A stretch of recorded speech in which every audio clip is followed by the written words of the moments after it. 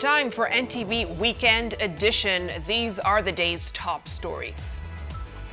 Tukaambiwa walimu walituma message saa 10 kwa WhatsApp. Wakasema wamerelease watoto kwa sababu ya mvua. Wacha tuanze kutafuta mtoto. Utawala parents search desperately for 12-year-old boy who has been missing for a week. The meeting was between two individuals. It does not bear the imprint of NASA summit as it ought to be. NASA principals disown Odinga's truce with President Kenyatta and demand all-inclusive dialogue. Baada ya mkutano wa jana wa Mheshimiwa Rais Uhuru Kenyatta na Mheshimiwa Raila, sasa mambo ya siasa tumefikisha kikomo. The DP now asks the remaining NASA principals to follow suit. Kila mtu anayepatikana barabarani lazima aitishwe pesa. Vijana ya bodaboda wameteseka ajabu. Mount Elgon residents accuse police of abusing curfew order to loot and harass them.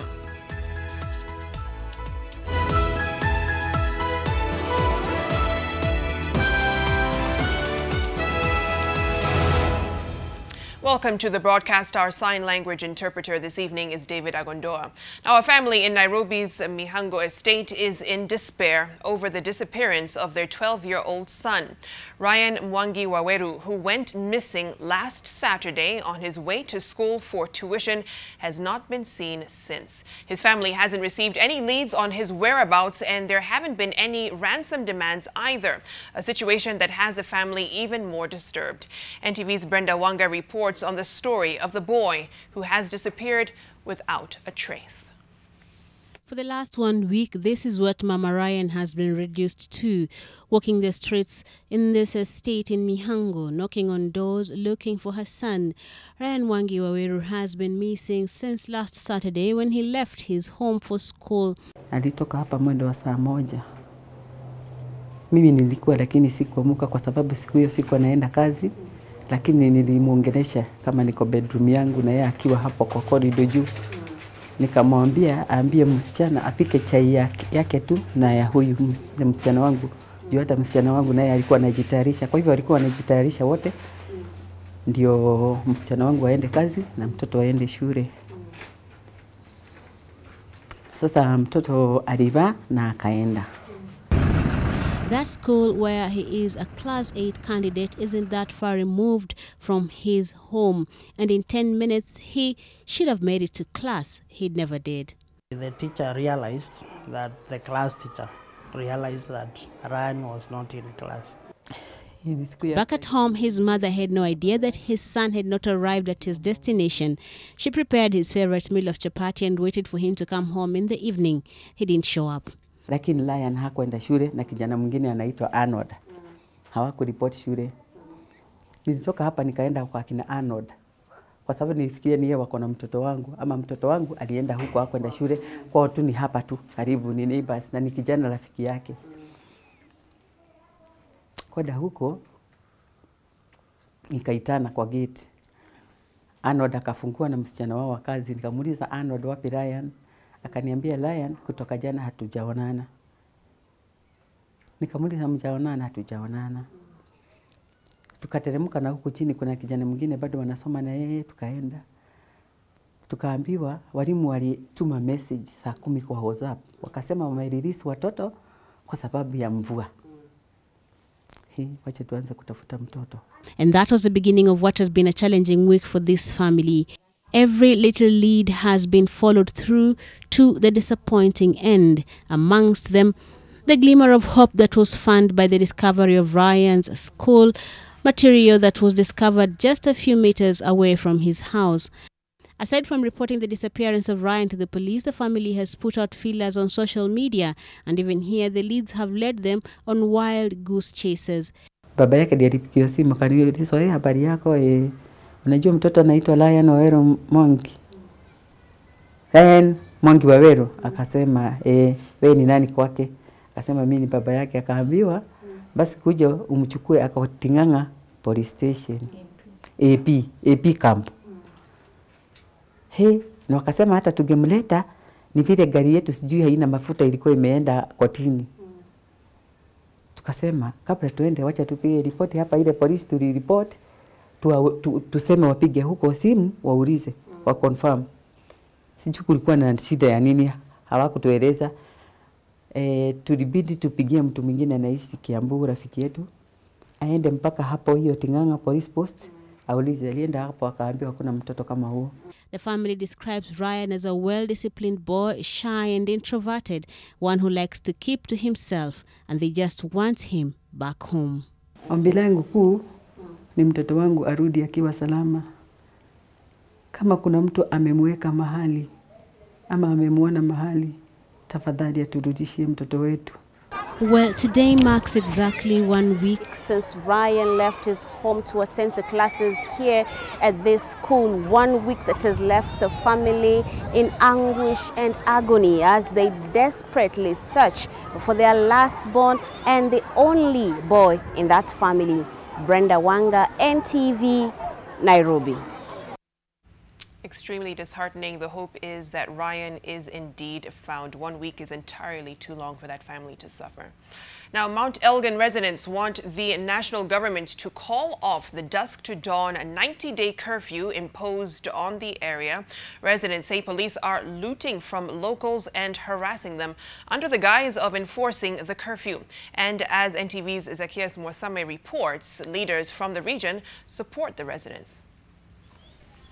Mount Elgon residents are unhappy after just 4 days of a dusk to dawn curfew imposed by Interior CS Dr. Fred Matiang'i. Tumeshindwa, walikuja kututafutia wahalifu wenye nakata sisi kwa panga shingo au walikuja kwa bodaboda. Hii ni biashara namba ngapi? Huko wanataka watoto wana wasichana. Hii curfew ilikuwa kupatikana nje ama kwa nyumba. Na kama ni kupatikana nje, sheria ifuate mkondo wake, na kama pia ilikuwa ikuwe kwa nyumba inafaa wajue ni watu gani wanaishi. Kila mtu anayepatikana barabarani lazima aitishwe pesa. Vijana ya bodaboda wameteseka ya ajabu.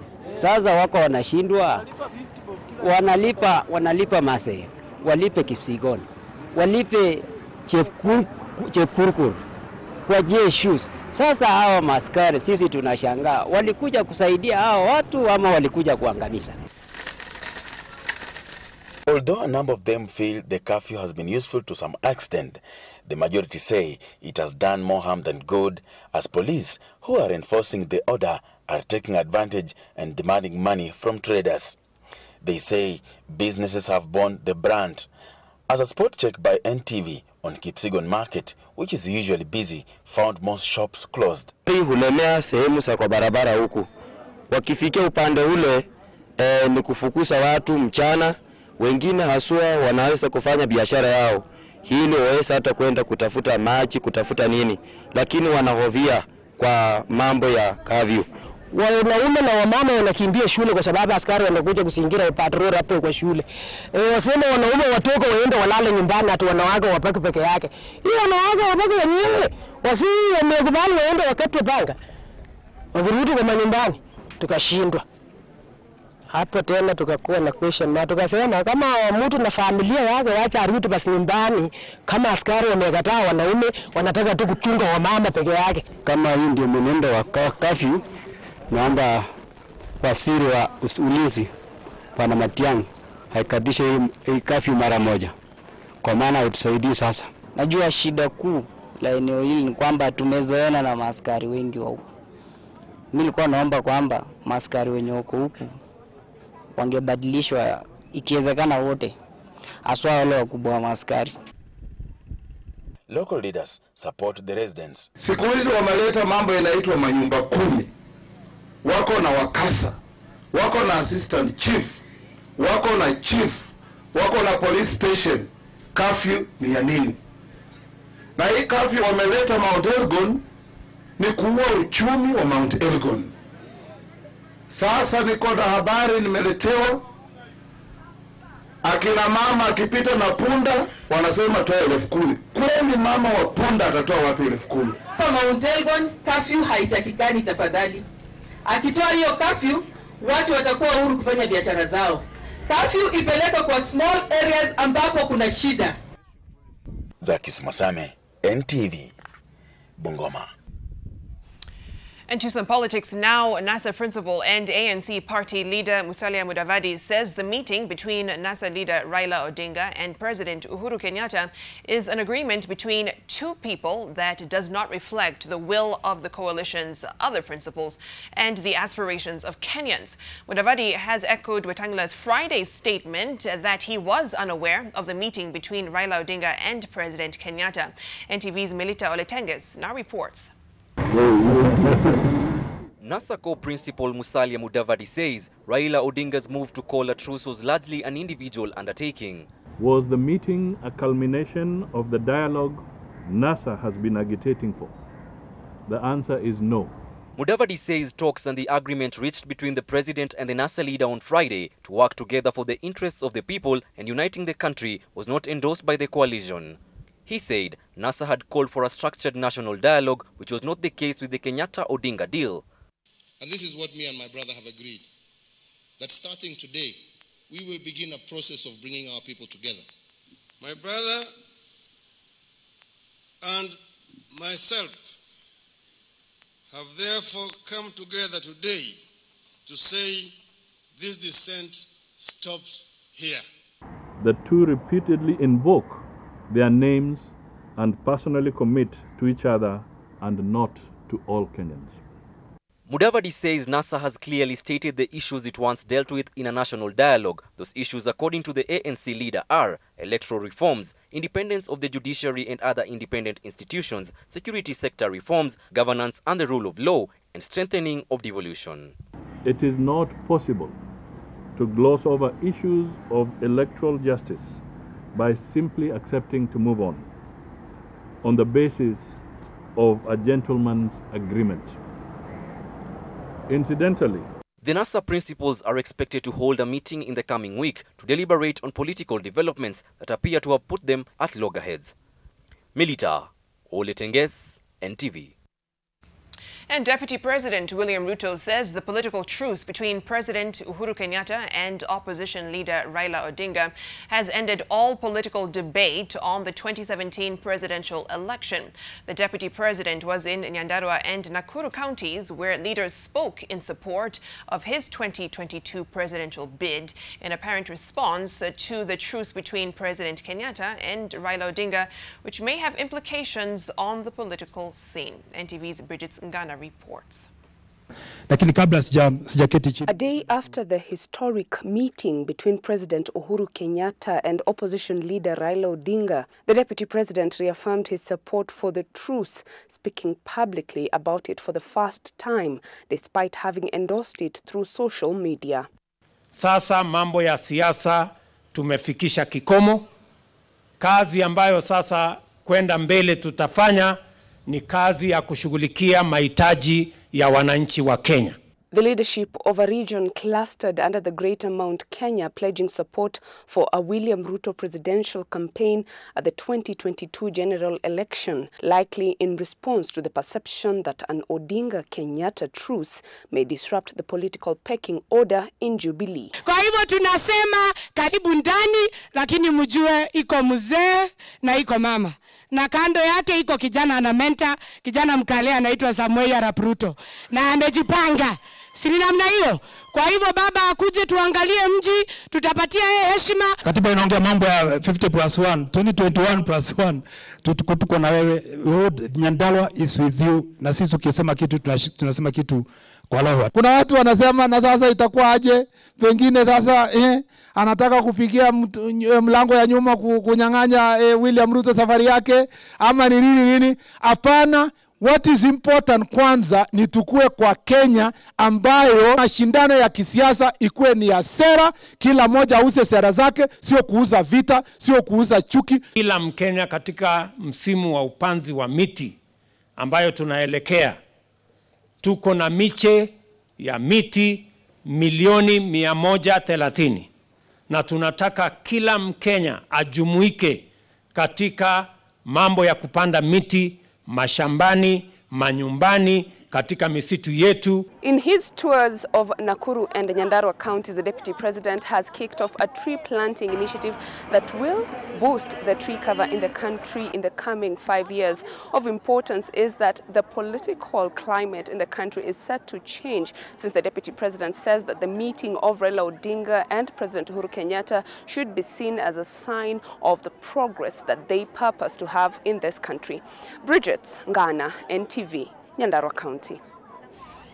And the reactions to the truce still streaming in. This one from Wiper Democratic Movement leader Kalonzo Musyoka, who says political developments on Friday proved his calls for dialogue right. He said this even as his lieutenants lashed out at Raila Odinga for what they termed as the highest act of betrayal of the longtime allies who have stood with him.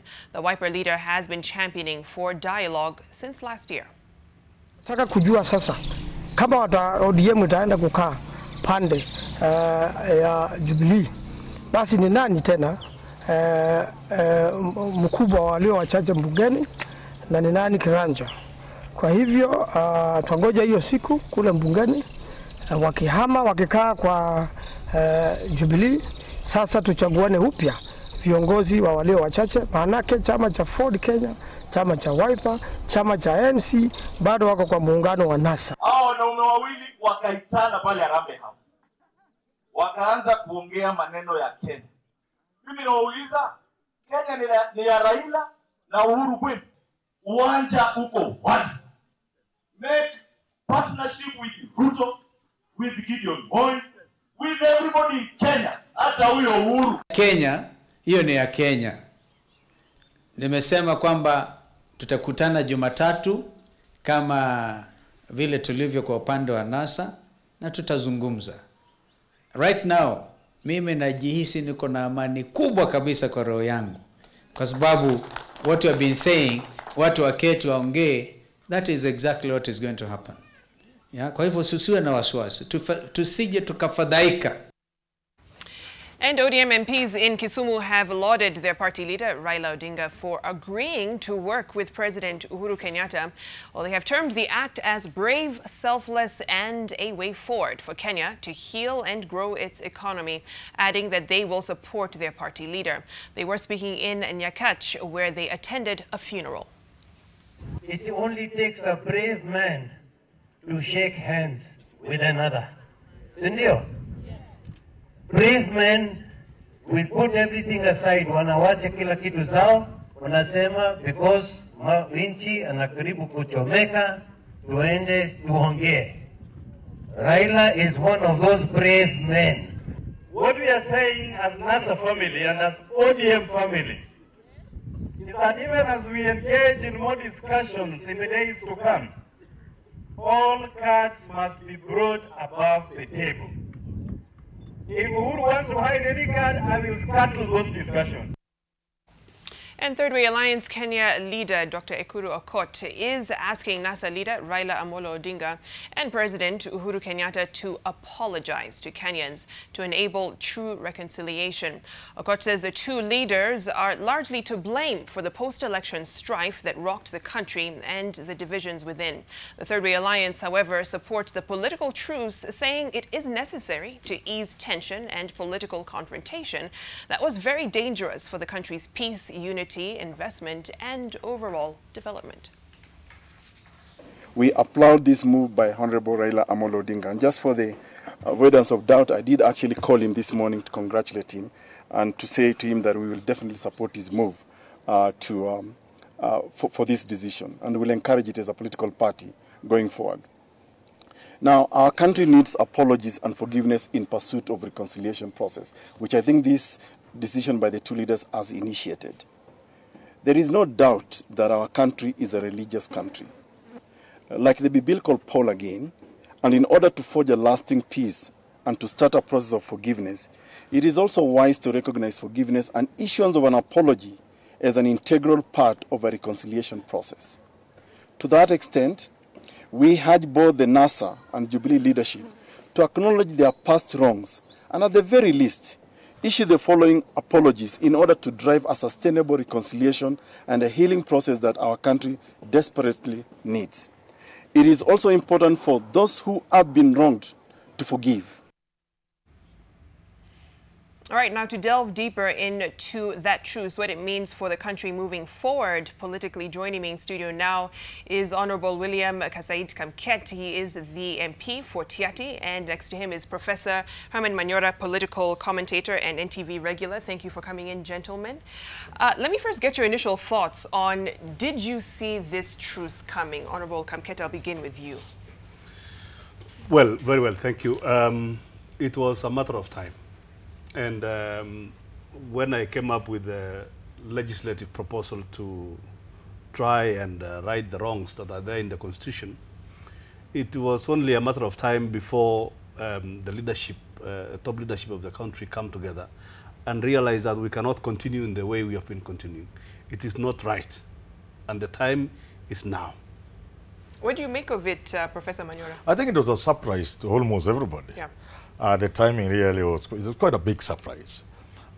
Desirable as it may be, I'll spend a lot of time trying to advocate for just that. I've released a number of videos just on that on my YouTube channel. So it was a good thing, but frankly speaking, everybody was surprised. So is this Raila finally accepting the presidency and recognizing the presidency of Uhuru Kenyatta, and is he ceding ground politically in your view? You would think so, but if you remember yesterday, he never made reference to President Kenyatta. Yeah. And more than that, you see that they signed this as HE, His Excellency, and they refer to each other as my brother, my brother. So you can see they are trying to avoid exactly what you are saying, that Raila to be seen to finally recognizing Uhuru Kenyatta. I think the details will come out when that committee begins to work, that team they are talking about. At that time, then you will know. But for now, I think they were very guarded against that. You know, we heard the Deputy President, Honorable Kamket, saying that this totally ends any debate on the 2017 elections. Do you agree with what he said? Yes, you know, actually there should be no debate in the 2017 elections. The elections are over. And it's a question of, we have, you know, it doesn't matter whether Honorable Raila recognizes Uhuru or not. It does not matter really. The election, the contest is over. The rightful institutions have declared the president. He's been sworn in. So it does not matter whether he supports, he recognizes him or not.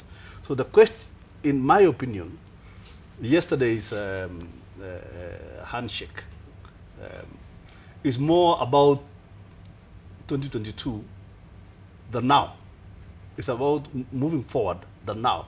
And if you also look at the timing, it should not be lost to Kenyans that the American Secretary of State was here, and the admission by Henry Rotich the other day that we have a problem, and when Uncle Sam is around, everybody has to behave properly in order to please the donors. So are you saying that's what occasioned this truce, Tillerson's presence?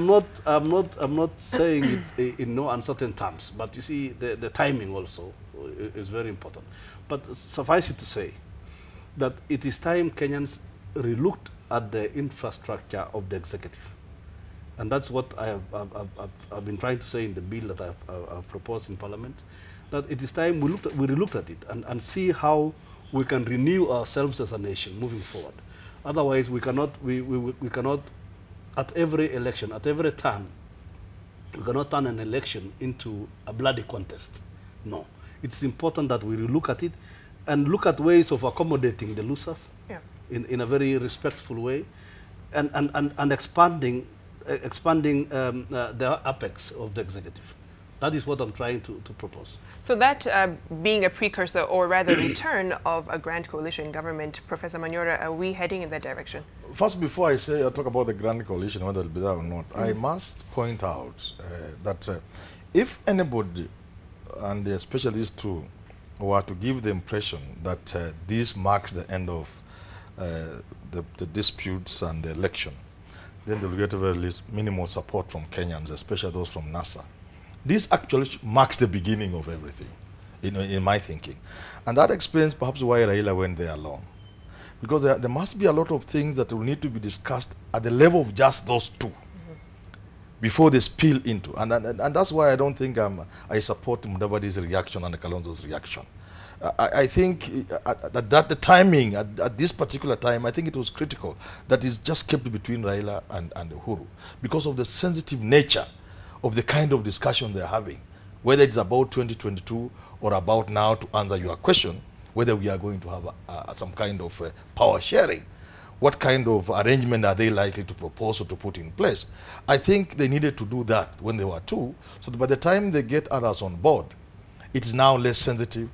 People have tested the waters, people have reacted, but not at the level of the principle. So I don't support that kind of reaction.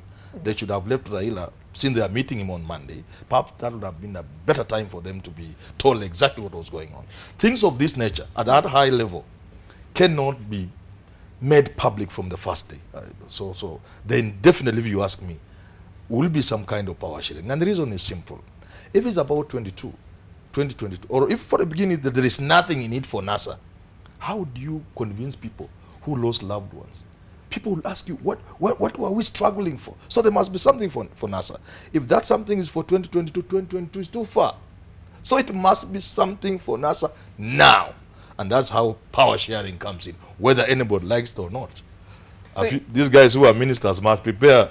Some of them must prepare to go home. So do you agree with Dr. Okot that there should be an apology on behalf of President Uhuru Kenyatta and Raila Odinga to the people of Kenya, given what happened last year? They should have apologized to Kenyans.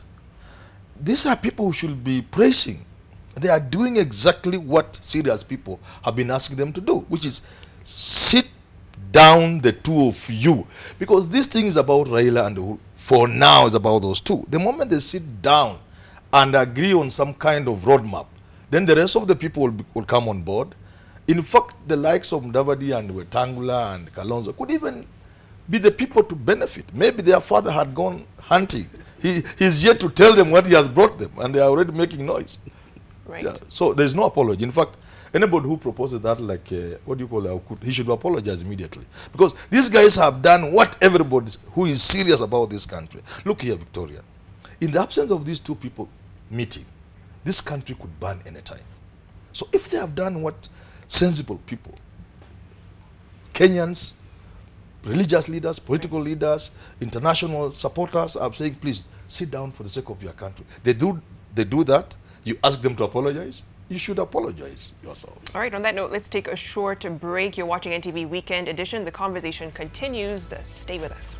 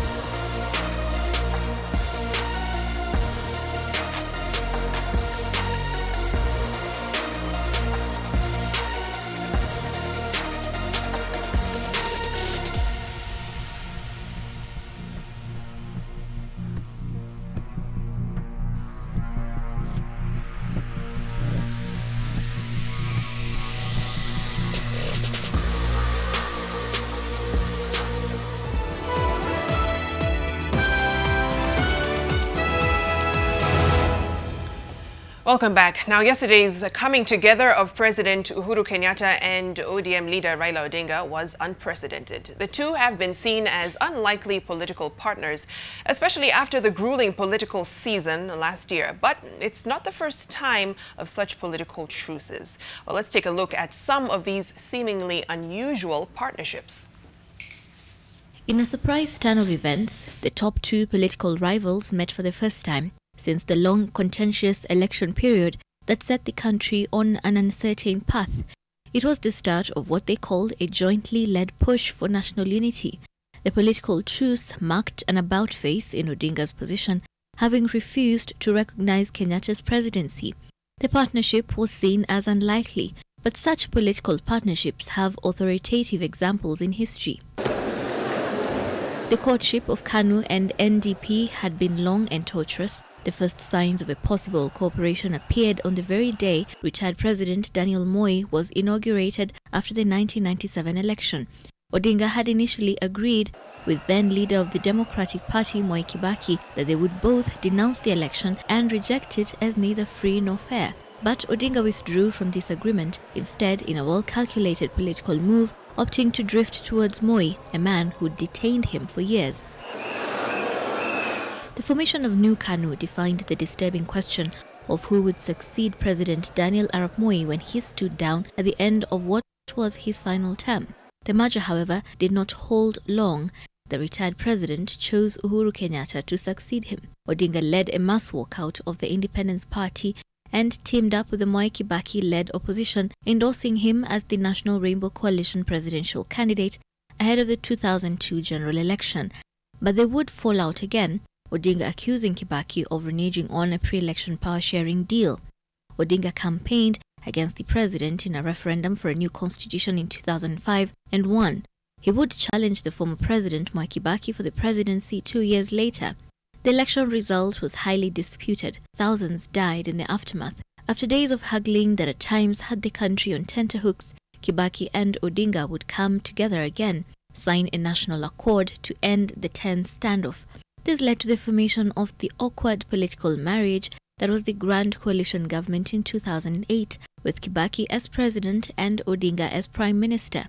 The violence of 2007 and the ICC intervention also gave birth to what was seen as another unlikely partnership. Ahead of the 2013 general election, President Uhuru Kenyatta and his deputy William Ruto, who were on opposing sides in 2007, came together in a political coalition that has held to date. No two Kenyans agree.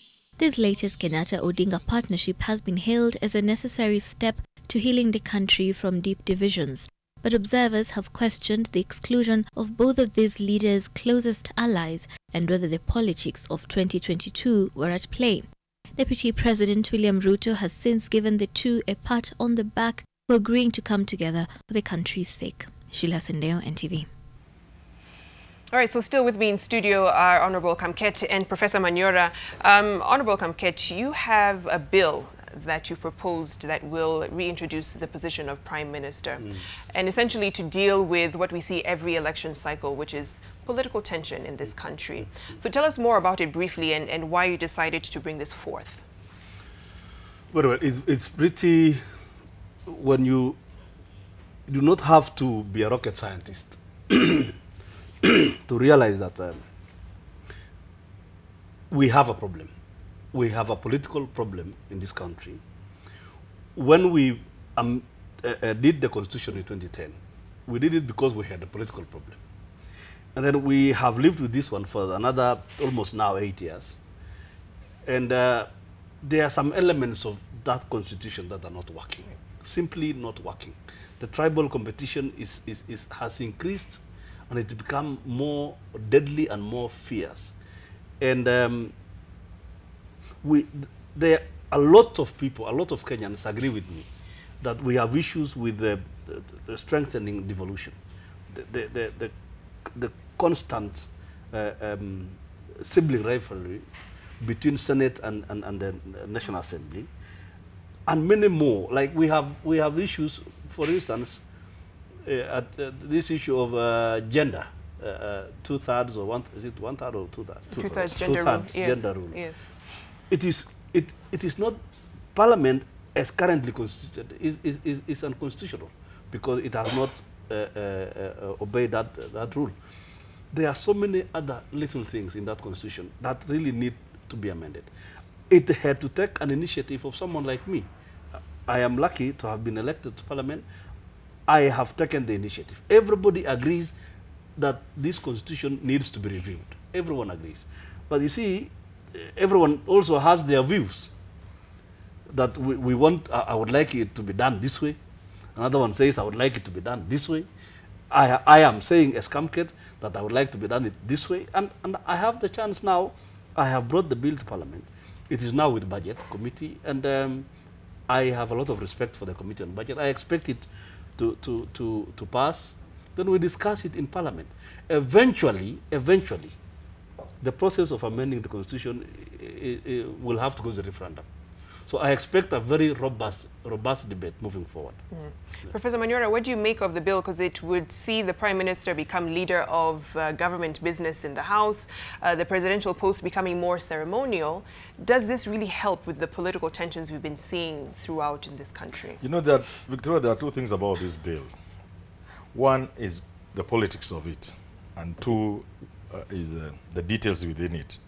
So for the politics, there are those like me who believe this animal is too big for my brother here.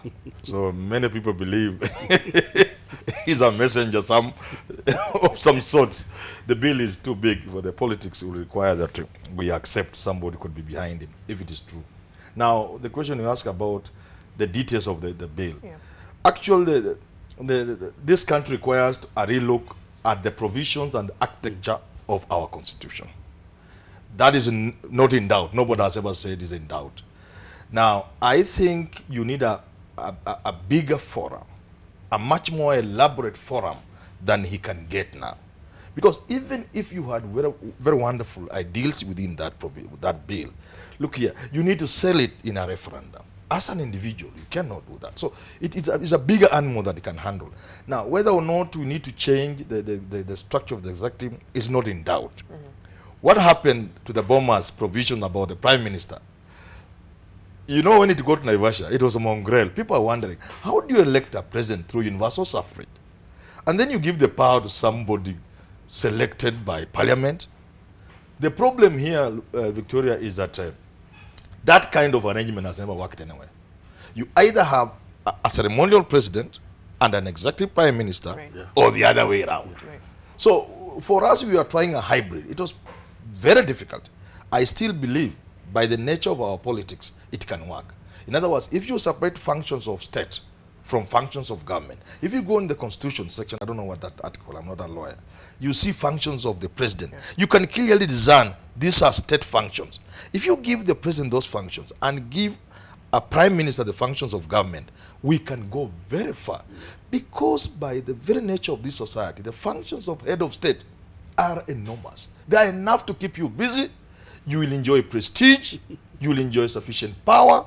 You know, passing out parade, receiving diplomats, and all manner of things, and honors, and power of mercy, and controlling the military, and the commander-in-chief, all those kind of things, with somebody separate running government. I think it can work for us. Thank you. And Honorable Kamket, you talked about this being about 2022, more of a strategic plan to prepare us for that. In light of that, what do you think this means for Deputy President William Ruto, who's of course being positioned for president? You're talking about the meeting yesterday? Yes. You know, we are in legacy times. These are legacy times, and in as much I foresee a situation. I will be corrected if I'm wrong, where we in 2022 will have two very famous retirees in the politics of Kenya. Mm. The first retiree, and most obvious, is the president. And the second retiree, not very obvious, but most likely, highly likely, is the Honorable Raila Odinga.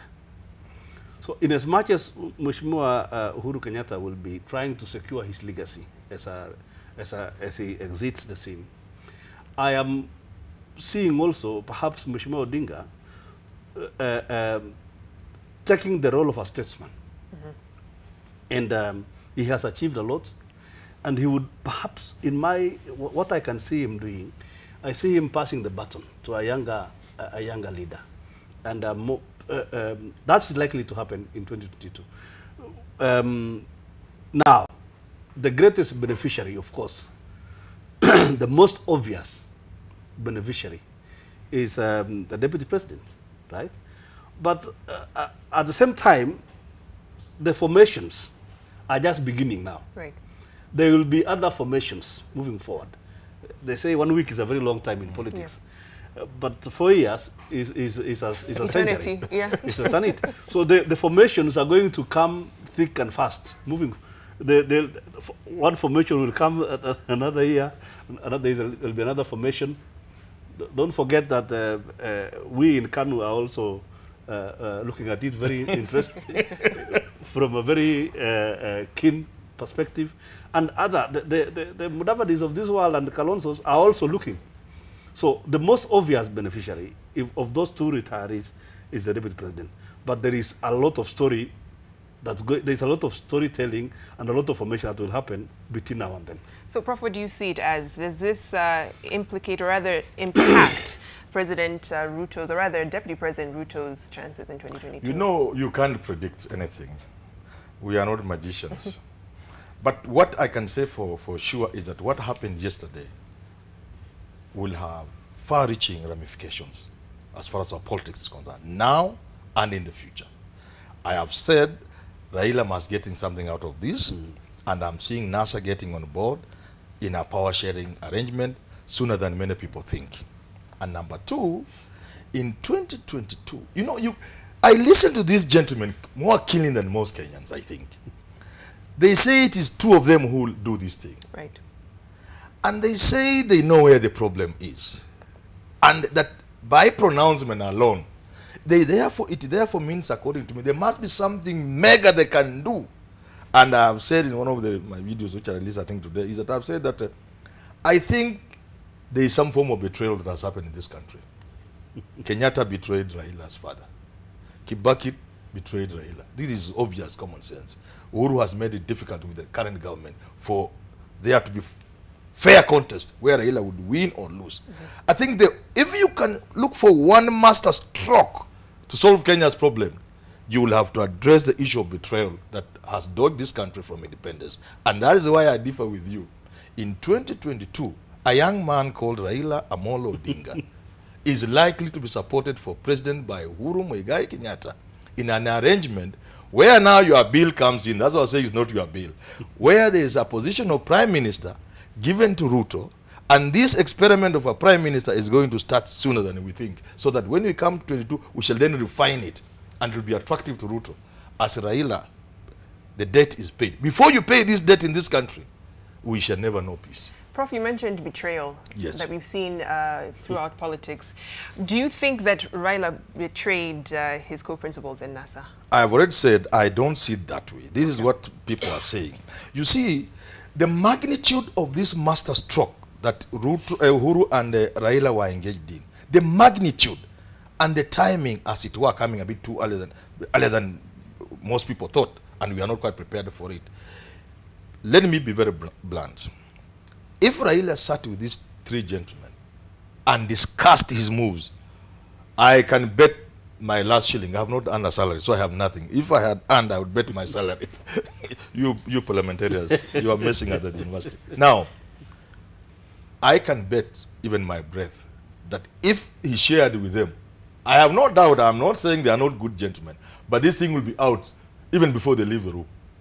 And it's the magnitude of what's going on, and it will become clearer as we go ahead. The magnitude and the implication of this meeting of yesterday is such that it needed to be kept secret, at least initially.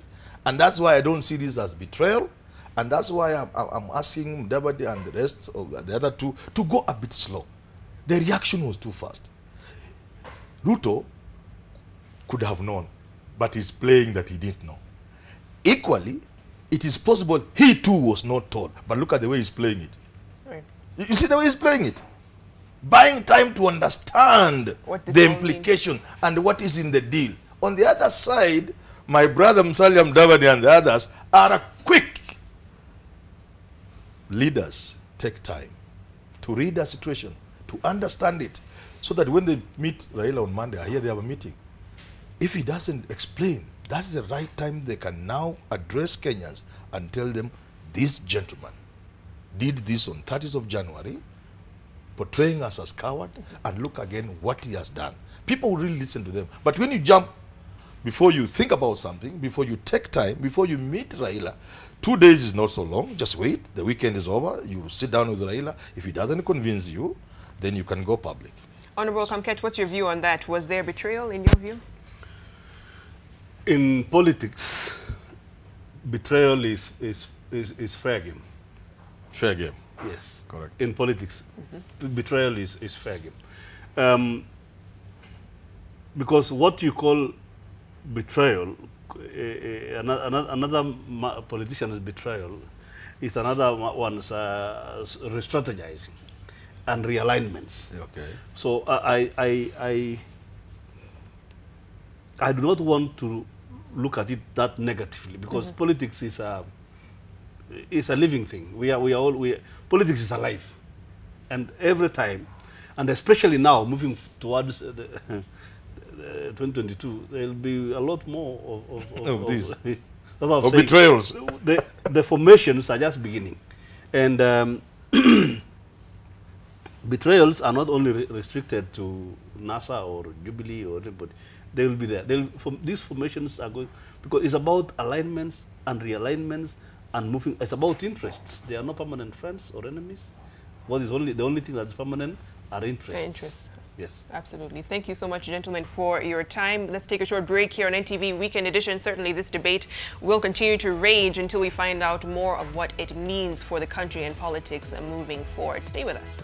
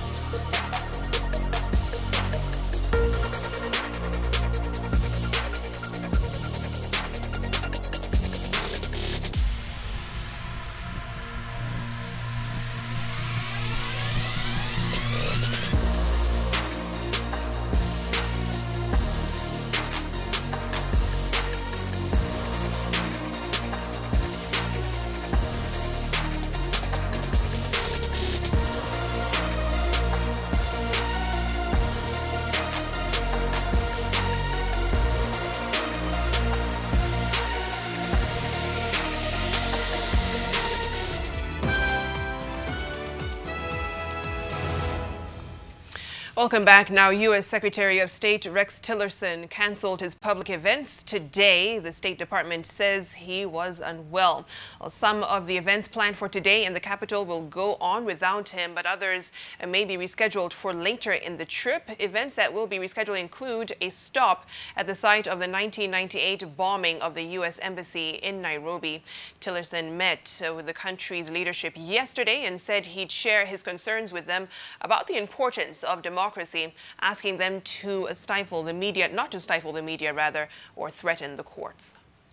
In the middle of a week-long trip to Africa, U.S. Secretary of State Rex Tillerson cancelled his public schedule in the country because he was unwell. The U.S. State Department said Tillerson, who'd gone 2 days without sleep and had been working on North Korea and other issues, was resting at his hotel and did not plan to cut the trip short, but would reschedule some of his public engagements. He was to hold an interactive meeting with Health CS Cecily Kariuki at the Pumwani Maternity Hospital this morning, but the event was cancelled. He was also expected to stop over at the site of the 1998 U.S. Embassy bombing. Tillerson is in Nairobi as part of a 5-nation tour of Africa that includes Ethiopia, Chad, Nigeria and Djibouti.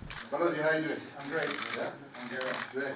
Yesterday, the U.S. Secretary of State met the country's leadership where they discussed security in the region, particularly the threat of Al-Shabaab and the war in South Sudan. Fantastic to have you. Yeah? First time to Nairobi? No. Okay, one time many years ago for a meeting. Yeah.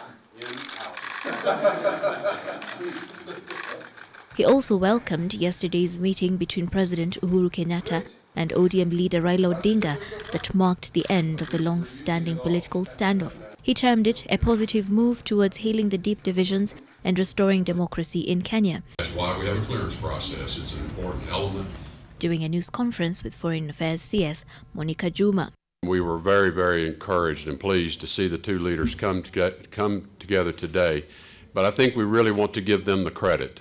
This was very important, I think, action on their part to show that they're ready to work on behalf of all Kenyans, regardless of party, and begin to really take this long journey that's necessary to restore the country, eliminate these divisions that are creating obstacles to Kenya's future. At the same time, the visiting Secretary of State criticized the government for banning live broadcasts and threatening the judiciary and disregard of the rule of law. We believe that there are actions that need to be taken in Kenya and that they need to correct certain actions like shutting down TV stations and threatening the independence of the courts.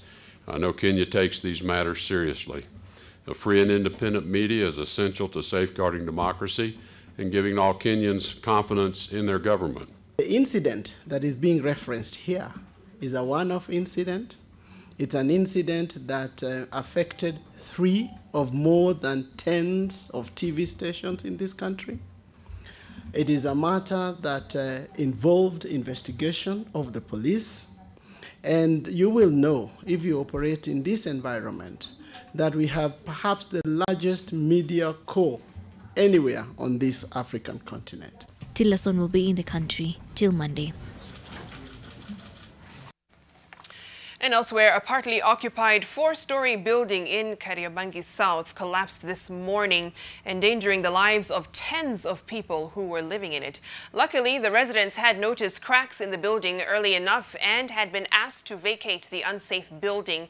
Many of them had heeded that warning and were in the process of moving when the building came down. The collapse has been blamed on a rushed construction process occasioned by an ownership dispute. Parts of the building were still under construction when it collapsed. Well, there were no fatalities in the latest incident.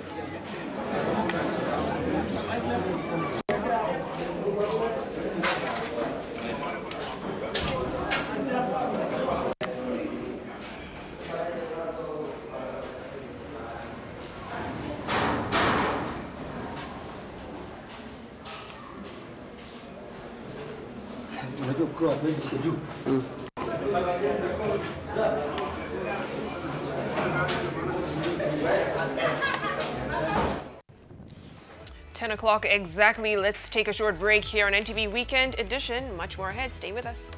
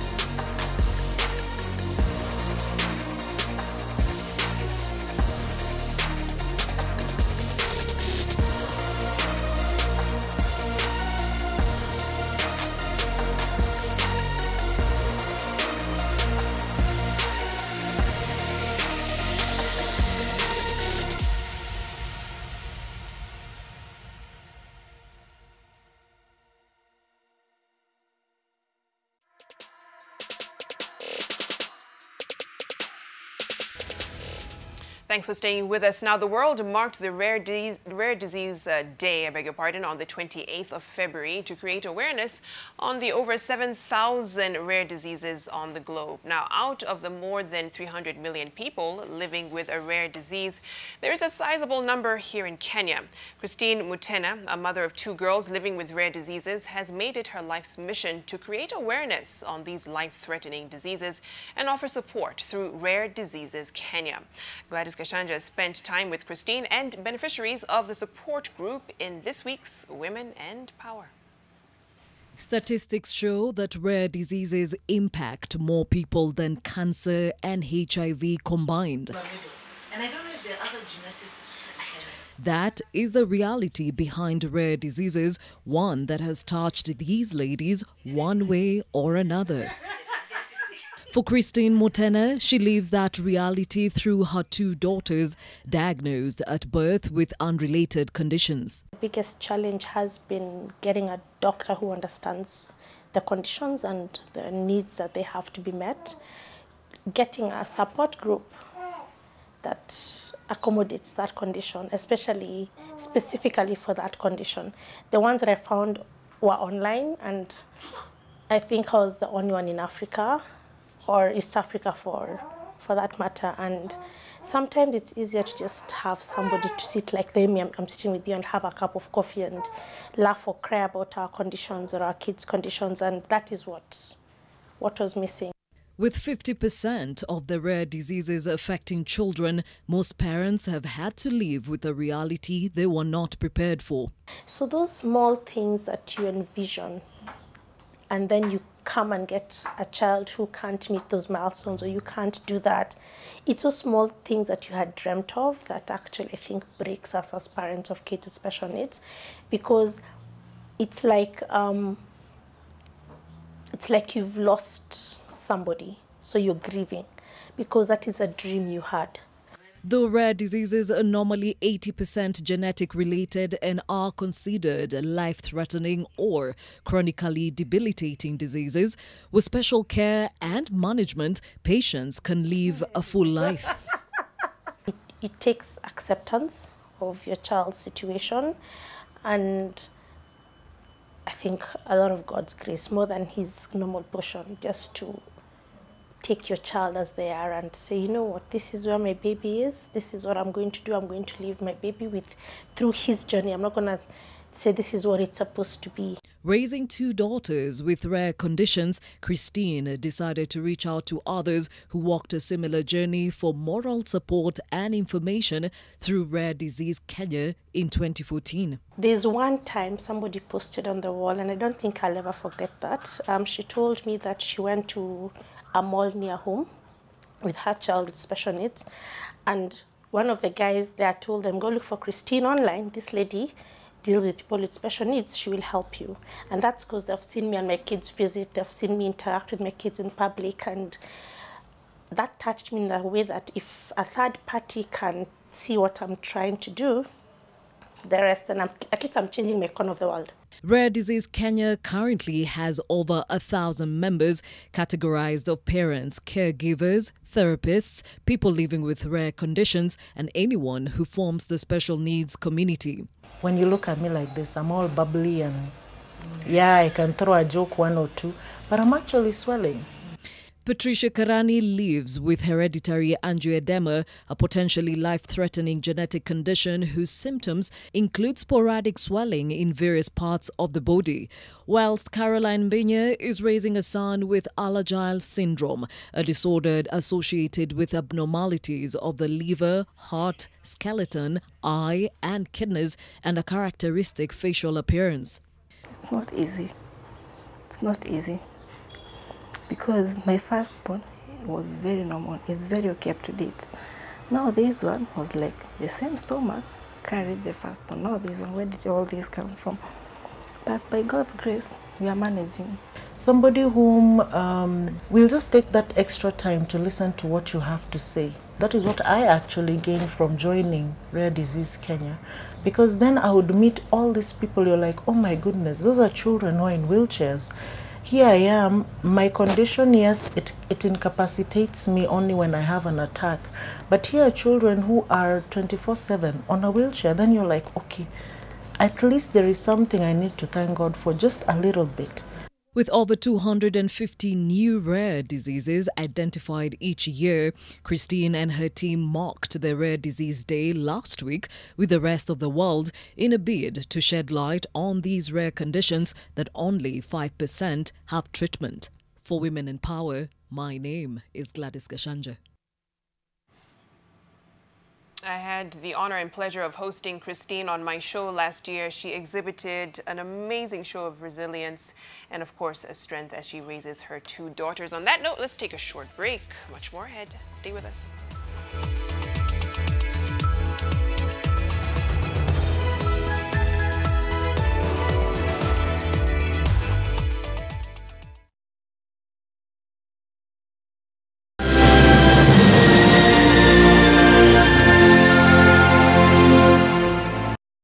SMS bingo followed by your 3 lucky numbers selected from 0 to 9, hash the amount to bet and send to 79999 and win.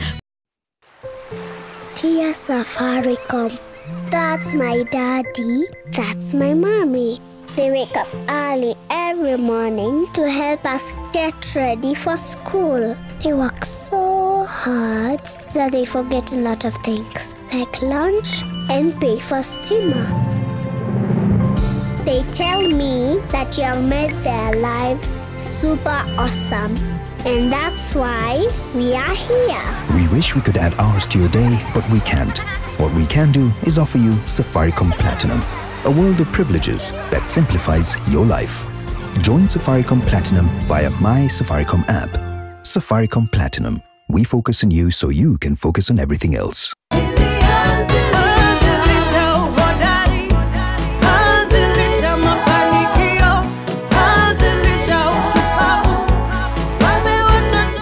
Akina mama na baba wanaozingatia tabia za kiafya wanahakikisha kuwa ubongo, uti wa mgongo na mfumo wa kinga wa mwanao unaumbika vyema.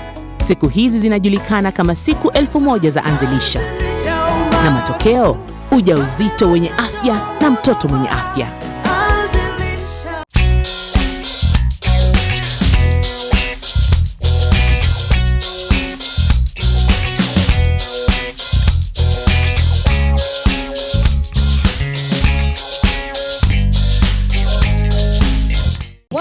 When I have this, they also clean my toilet. Even after applying 10 times, they won't clean your toilet completely. Impossible. Challenge? Your cleaners can give complete cleaning even after applying 10 times. But Harpic Mini gives you complete cleaning at one go. Wow. Harpic Mini, only 100 shillings. The real value champion. Just like you.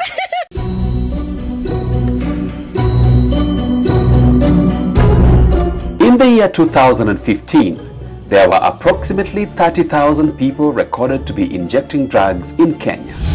It implies increased cases of petty crime, especially of theft. The methadone program was started with the aim to reach about 9,000 injecting drug users with that intervention. The story of the medically assisted therapy MAT program in Kenya, although just over 2 years old, is a story of new beginnings for broken lives and a celebration of milestones in HIV programming. We have seen remarkable transformation. Alikuwa hapati period. Sisi kujua kama mtoto wangu ni msichana ama ni vipi. Ilikuwa bado ni mzima na puma, lakini akili ilikuwa imekufa. Sasa niko na sababu ya kuishi. Sina tu cha kuwapa watu wa methadone ila tu kuwaombea Mungu.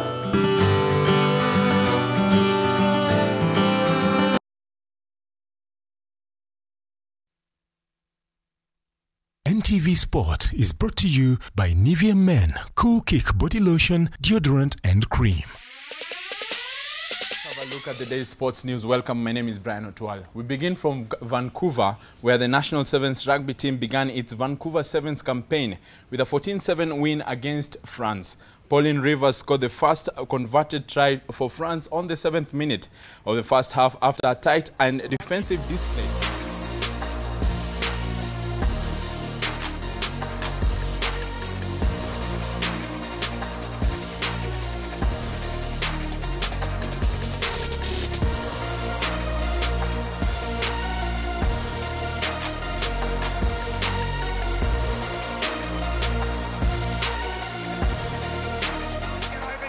Are they there now? Try. It was as tight as they come, as tight as a drum, this one. And look at who...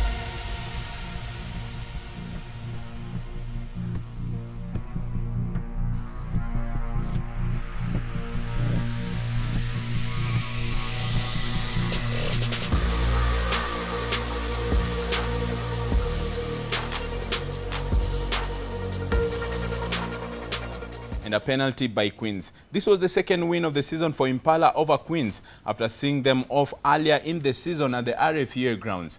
Impala will now face KCB in the Kenya Cup semis next weekend at the KCB Sports Club after the Bankers finished top in the Kenya Cup log.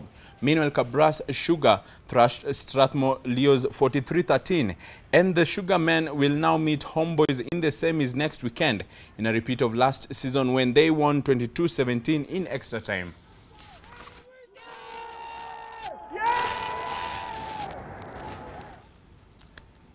And to some football, Mathare United suffered its first defeat of the 2018 Kenyan Premier League season as AFC Leopards sensationally twice came from behind to beat them 4-3 at the Kenyatta Stadium in Machakos. As it was raining goals in Machakos, 4 of the 6 matches played this afternoon ended goalless. Mathare United came into the match unbeaten and were ahead after 8 minutes through Cliff Nyakea. AFC Leopards enjoying a revival under assistant coach Dennis Kitambi equalized 10 minutes later through Brian Marita. On the half-hour mark, Francis Omondi converted a penalty for Mathare for a 2-1 lead. And 5 minutes later, Nyakea scored his second to make it 3-1 for Mathare. But 7 minutes before the break, Duncan Otieno pulled a goal back for Ingwe, who trailed 3-2 at halftime. Ingwe's Ezekiel Odera then made it 3-all on the hour mark. And Marvin Nabwire completed the remarkable comeback for Ingwe with a beauty of a goal on the 77th minute to secure the 4-3 win. The only other KPL game that had a goal on Saturday was Ulinzi's 1-0 win over Kakamega Homeboys. 4 of the 6 matches on the card Saturday, Kariobangi Sharks versus Sofapaka, Vihiga United versus Zuke Richo, Posta Rangers versus Wazito, and Tusker against Thika all ended goalless. I didn't say that. You misquoted me. I said, and I still say it, names don't play football. It's the team. Even if you bring Messi and Ronaldo, if they are not playing as a team, there is no way. I said names don't play football, but I didn't complain of the players we recruited. That is misquoting me.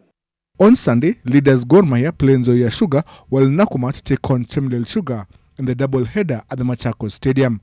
This as Bandari host Sony Sugar. Some volleyball happening in Cairo, Egypt. Kenya Prisons are looking forward to continue their winning streak in the knockout stages, having made it 4 wins out of 4 at the ongoing African Volleyball Club Championship in Cairo, Egypt. Prisons under coach David Lungaho defeated Cameroon's Ingis in straight sets of 25-16, 25-17 and 25-14 in 71 minutes to complete their Pool D matches with a 100% record. The service women have so far defeated Nigeria Customs Club, Ivory Coast's ASEC Mimosa and Burundi's Douanes. Meanwhile, Kenya Pipeline defeated FAP of Cameroon 3-0 of 25-12, 25-16, 25-16 in its last Pool C match. Pipeline coached by Jafet Munala have so far defeated hosts El Shams, DRC's DGSP and Vision Club of Uganda. Sunday is a rest day.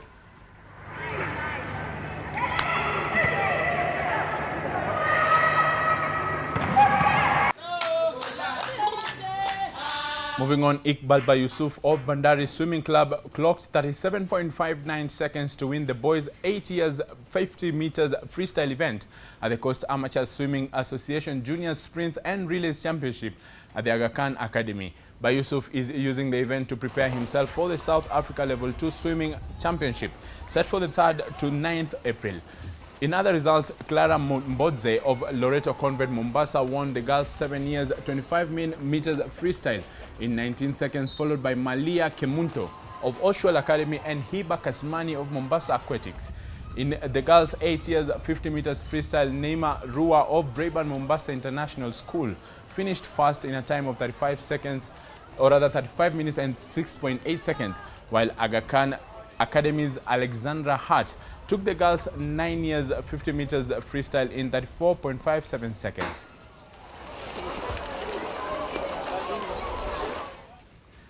To some golfing action, and former president and patron of the Kenya Golf Union Mwai Kibaki, along with Nation journalist Larry Ngala, were among 12 individuals inducted into the Kenya Open Golf Limited Hall of Fame. The other individuals honored were former Central Bank of Kenya governor and past Kenya Golf Union patron Duncan Degwa, ex-Kenya Open Limited chairman Ngugi Kiuna, Sam Kamau, and Richard Kemolo, Kenya Open Limited chairman Peter Kanyago, and the Kenya Open's most successful amateur player David Ferrer, among others. The 12 were honored during the 50th anniversary celebration of the Kenya Open Golf Championship at the Muthaiga Golf Club, Nairobi. Earlier, Thika's Ndiga Githai won the Kenya Open at 50 golf tournament with a score of 39 points, beating Muthaiga's Kairu Bachia on Count Park. To work in close collaboration with the Kenya Open Golf Limited and the Kenya Golf Union to ensure that the Kenyan Golf, and by extension the Kenyan Open Golf Championship, reaches greater heights. In this regard, we are working in collaboration with the Ministry of Education to develop a golf curriculum that will be rolled out in public schools in these coming years. From Muthaiga to Germany, and Robert Lewandowski scored a hat-trick as Bayern Munich restored their 20-point lead at the top of the Bundesliga with a crushing win over Hamburg, who remain 7 points behind 16th placed Mainz. The league leaders won 6-0 with Frank Ribéry adding a brace and Arjen Robben finding the net once. In the StarTimes NTV feature match, visitors Augsburg beat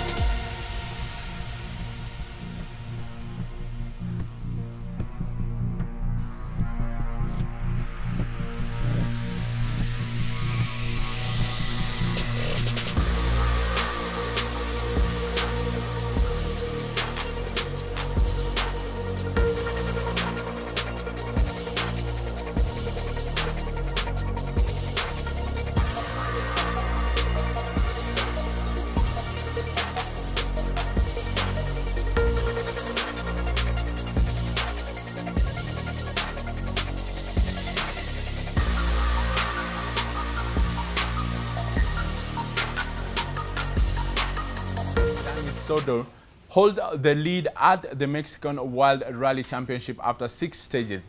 Soto's total time was 1 hour 11 minutes 6.9 seconds, with Britain's Chris Mick 12.3 seconds behind.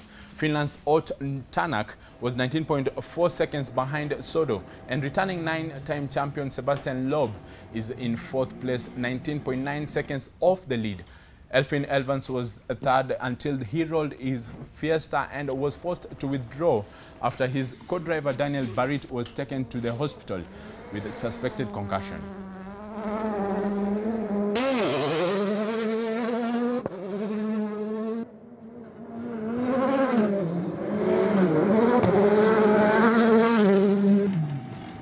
That's what we had in sports, and we do this again tomorrow.